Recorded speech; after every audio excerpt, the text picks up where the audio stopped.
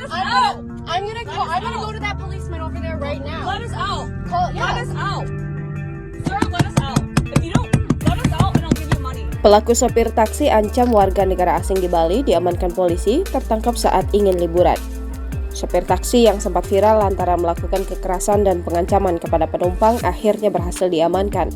Informasi awal yang diperoleh dari Humas Polsek Kuta, sopir tersebut berhasil diamankan di Bandara Internasional Juanda, Surabaya.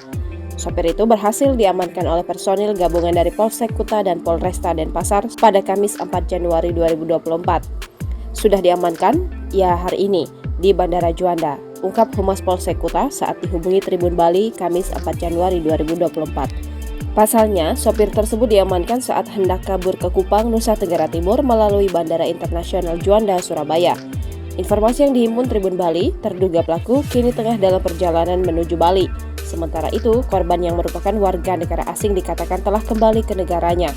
Sebelumnya, viral di media sosial terkait adanya adu mulut dua orang warga negara asing dengan sopir taksi yang diduga terjadi di wilayah Seminyak Kuta, Kabupaten Badung. Cekcok itu kemudian berujung pada aksi kekerasan yang dilakukan oleh sang sopir kepada penumpangnya.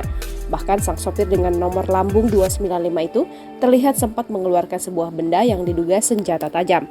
Sementara itu, dua warga negara asing yang telah ketakutan itu akhirnya berhasil turun dari taksi usai memberikan sejumlah uang kepada sopir. Download Tribun X sekarang, menghadirkan lokal menjadi Indonesia.